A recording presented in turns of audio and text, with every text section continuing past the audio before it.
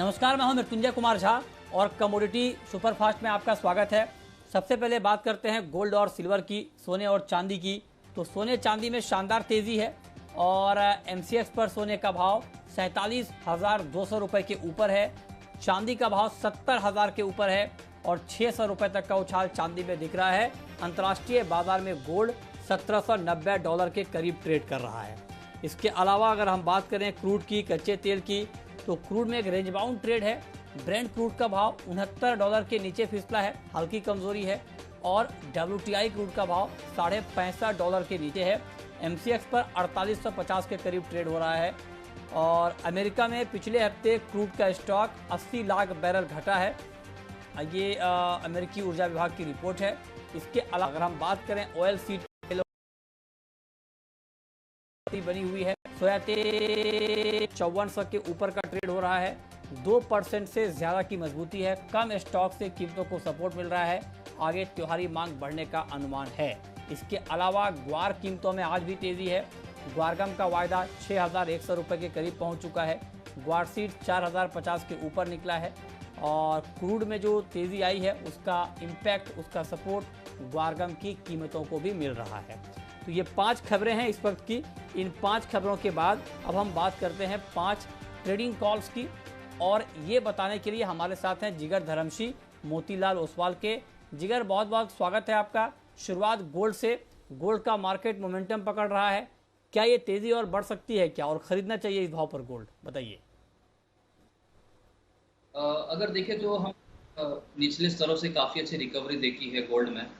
मुझे लगता है कि ये तेज़ी और थोड़ी एक्सटेंड हो सकती है आज के सेशन में, आने वाले 1 या 2 दिन के सेशन में। हमने देखा है कि डॉलर इंडेक्स में थोड़ा प्रेशराइज्ड मूव है, जिससे कि गोल्ड के प्राइसेस को सपोर्ट मिल रहा है।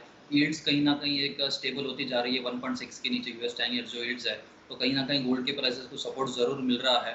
तो साइडवेज टू पॉजिटिव मोमेंटम ज़रूर से रहेगा गोल्ड के लिए। बट अगेन ये जो मोमेंटम है वो कहीं न कहीं रिस्ट्रिक्टेड रहेगा। ये तेज़ी कहीं न कहीं लिमिटेड रहेगी, तकरीबन 47, 400, 500 के ज़ोन में, वहाँ तक की ये तेज़ी है। तो शॉर्ट टर्म में लिमिट रहेगा, बट येस बाइंग करना चाहिए निचले स्तरों के ऊपर।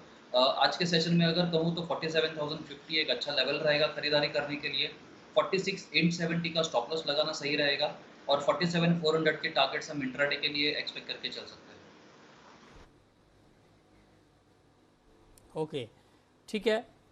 चांदी पर भी आपकी बाइंग की ही राय होगी या यहाँ पर कुछ अलग चाल आपको दिख रही है?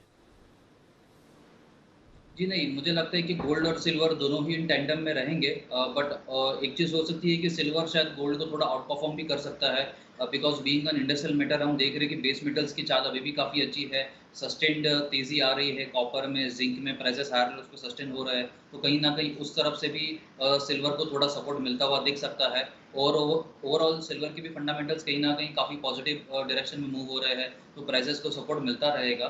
तो सिल्वर में भी हल्की गिरावट अगर आती है तो गिरावट पे खरीदारी करना सही है। 50-70,000 के करीब के प्राइसेस आते हैं तो वो एक बेटर लेवल रहेंगे सिल्वर में खरीदारी करने के लिए। 69,600 का स्टॉप लॉस लगाना होगा और 70,750 से 800 के टारगेट्स हम इंट्राडे में आते हुए दिख सकते हैं सिल्वर में।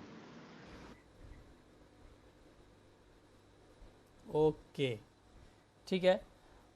तो ये बात हो गई क्रूड की। कच्चा तेल अभी आपको कैसा लग रहा है? और यहाँ पर भी जिस तरह से अंतर्राष्ट्रीय बाजारों में डिमांड बढ़ने की बात की जा रही है, आपको लगता है कि क्रूड की ये तेजी ऐसे में और बढ़ सकती है? जी, ओवरऑल हमने देखा है कि क्रूड में मोमेंटम एक साइडवेज से पॉजिटिव मोमेंटम में ही ट्रेड कर रहा है, बट वेरी इमीडिएटली अगर देखिए पिछले 2 दिन में तो कहीं न कहीं स्ट्रगल कर रहा है प्राइसेस। रैली एक्सटेंड नहीं हो पा रही है, 4900 तक की रैली देखा, वहाँ से करेक्शन आ गया है। बट मुझे लगता है कि ओवरऑल क्रूड का मोमेंटम एक तेज़ी का मोमेंट में ही रहेगा और अगेन अपसाइड क्रूड की जो है वो तकरीबन 4950 से 5000 के लेवल तक एक बार जा सकती है, बट वहाँ पर ही लिमिटेड रहेगी, उससे ज़्यादा एक्सटेंड नहीं लग रहा है। पॉजिटिव फैक्टर्स अगर देखें तो कल के जो ईआई के जो इन्वेंटरी डेटास गिरकर आए थे, तो वो कहीं न कहीं प्राइसेस को सपोर्ट कर दिया था। दूसरी तरफ देखें तो यूएस में तो वैक्सीनेशन काफ़ी अच्छे चल रहा है, यूरोज़ोन में भी अब काफ़ी अच्छा वैक्सीनेशन हो रहा है। इकोनॉमी इकोनॉमीज को ग्रोथ प्रोस्पेक्ट काफी अच्छा हो गया है, रीओपनिंग की बातें नहीं क्रूड के लिए सपोर्टिव है और slowly and gradually second half of the year में हम देख रहे हैं कि इंटरनेशनल ट्रैवल भी धीरे धीरे शुरुआत होने की बातें हो सकती है। तो कहीं ना कहीं एविएशन इंडस्ट्री में जब मोमेंटम स्टार्ट होगा तो पीक होगा तो वहां से भी जेट फ्यूल की डिमांड बढ़ सकती है। तो ओवरऑल एक पॉजिटिव सेंटीमेंट जरूर है क्रूड के लिए। तो बिल्कुल ही इंट्राडे के लिए या शॉर्ट टर्म के लिए खरीदारी करके ही चलना सही रहेगा। बट इंट्राडे के लिए मैं सजेस्ट करूंगा कि एंट्री करंट लेवल्स पे नहीं, थोड़ा नीचे आना चाहिए, तकरीबन 4800 के लेवल सही रहेंगे खरीदारी के लिए। 4760 का स्टॉप लगाना होगा और 4875 के इंट्राडे टारगेट्स आ सकते हैं क्रूड में।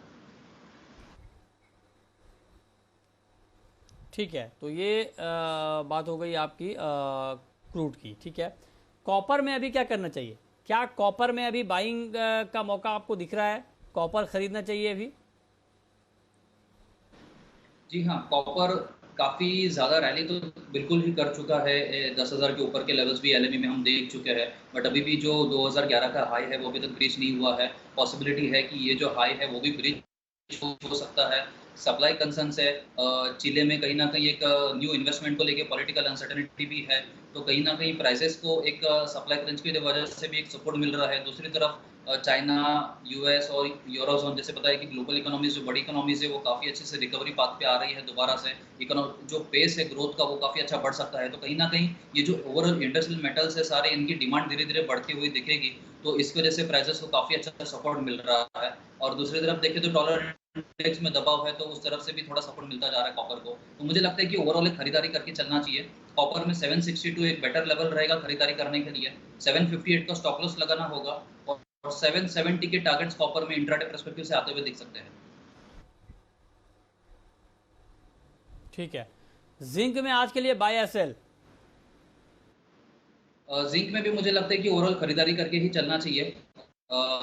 231 एक अच्छा लेवल रहेगा खरीदारी करने के लिए। 229.50 का स्टॉप लॉस लगाना होगा और 234 तक के टारगेट्स आते हुए दिख सकते हैं आज के लिए। ठीक है, तो ये 5 कॉल जहां पर आप ट्रेड ले सकते हैं, इस पर आप नज़र रखें। लेकिन अब हम कैलाश चंद्र मोदी हमारे साथ जुड़े हैं सदलपुर से। पूछिए कैलाश जी। सर नमस्कार। सर कॉपर में आपके एक्सपर्ट अभी तेजी बता रहे हैं और तेजी हो भी रही है। पिछले लॉकडाउन से ये डबल से भी ज्यादा हो गया है। अब इसको लॉन्ग पोजीशन करने में मेरे को डर लगता है, करूं क्या? साइकोलॉजी में तो हैवी लॉस में चल रहा हूं पिछले लॉकडाउन से।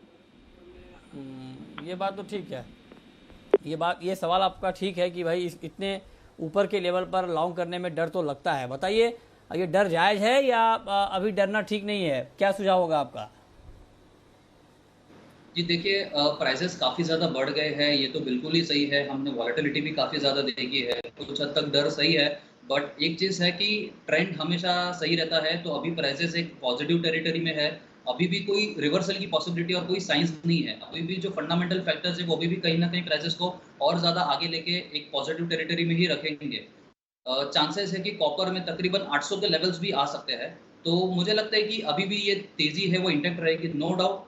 वॉलेटिलिटी हम लोग इंट्राडे पर्सपेक्टिव से ज़रूर देखेंगे, बट अभी भी मैं सजेस्ट करूंगा कि जो ट्रेंड तेज़ी का है तो खरीदारी करके ही चलना चाहिए। बेचने के लिए अभी रुकना चाहिए जब तक कोई कंफर्मेशन नहीं आता तब तक। तो ओवरऑल मोमेंटम तेज़ी रहेगा।